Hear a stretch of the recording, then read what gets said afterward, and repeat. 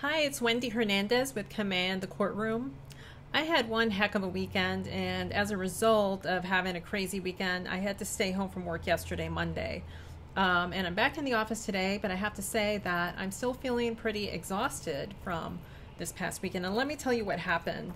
So, if you've been watching my videos, you might know that I have a 5-year-old daughter, and she currently goes to preschool. She's getting ready to start kindergarten this coming August. Anyway, for some weird reason, last Thursday, Paloma couldn't sleep. She was up at 3 in the morning and she just couldn't sleep. And I just chalked it up to one of those nights where she couldn't sleep. Sometimes we all have insomnia. But as a result of her not being able to sleep, I wasn't able to sleep because she wanted to talk to me. She wanted water. She had to go to the bathroom. If you have kids, you know the drill. So she went to school Friday morning. And by the time that my husband picked her up from preschool Friday afternoon, she was in tears. She was crying, and I just thought that it was because she hadn't gotten sleep the night before. But what happened Friday night was that, again, she couldn't sleep. Only now she was telling me that her feet were itching and they wouldn't stop. And she kept rubbing her feet together, and I was trying to relieve her discomfort. She wasn't really in any kind of pain, thank goodness, but I was trying to figure out what it was. So in the middle of the night, I was giving her a bath. I was putting hydrocortisone on her feet. I was spraying her feet with athlete's foot spray. I was putting cold rags on her feet. We were giving her Benadryl. And I was on the internet trying to figure out what the heck is going on and how do you relieve itching feet. And of course, because my baby was not feeling good, I was worried. And I was trying to come up with a solution. Well, we didn't sleep that night either, so we were up all Friday night. And what ended up happening on Saturday was my daughter developed these red bumps on the palms of her hands, on the bottoms of her feet, on her legs, and a little bit around her lip.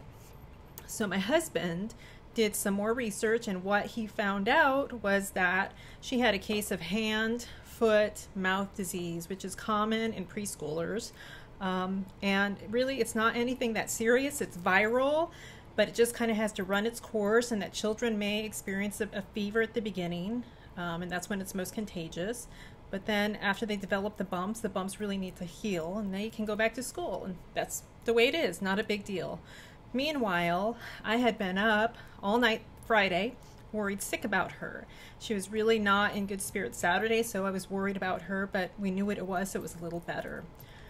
So I was thinking to myself, gee, it would have been nice if somebody from my daughter's preschool had let us know that hand, foot, mouth disease was going around the preschool, because she got it from somebody, and I'm guessing that somebody else in the school had had it.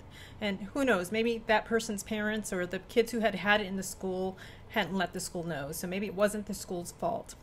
But the point is if I had had a heads up and kind of known to be on the lookout for this hand, foot, mouth disease, and known the symptoms and known what to expect and known how to treat it, maybe I could have been, one, less worried, and two, reassured my daughter a little more and made her more comfortable.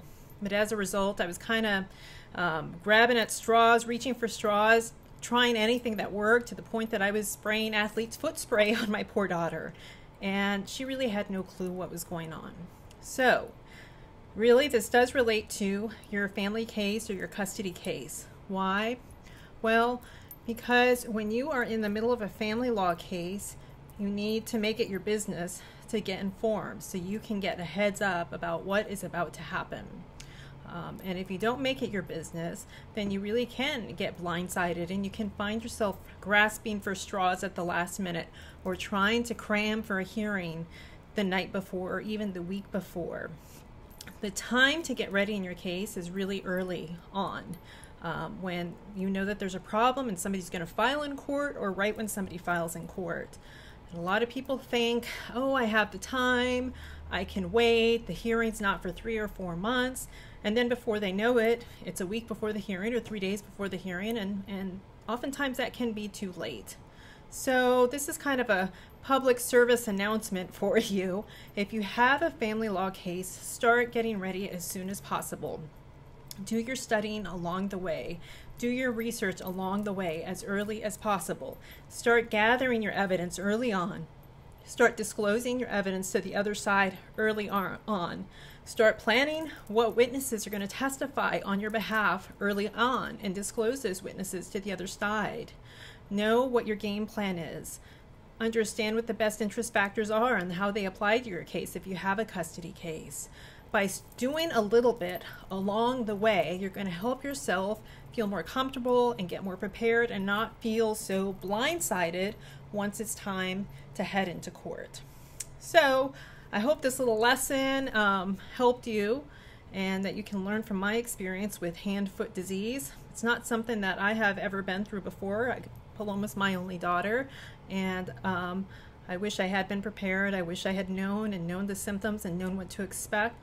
But the good news is in your family law case, you're getting a heads up now, and you have the opportunity to get ready and know what to expect and know what to gather. So take this opportunity now. I hope you enjoyed this video. If you like it, give me a thumbs up. Feel free to give me a comment. If you haven't already, remember to subscribe to my YouTube channel. That way you'll get the videos as I release them every week. Also, like Command the Courtroom on Facebook. I post the videos there as well every week. I look forward to hearing more of your comments and questions. If you post a question, it may be featured on a future video. Until next week, though, remember I'm on your side when it matters most. Keep on trucking, and let's go command the courtroom.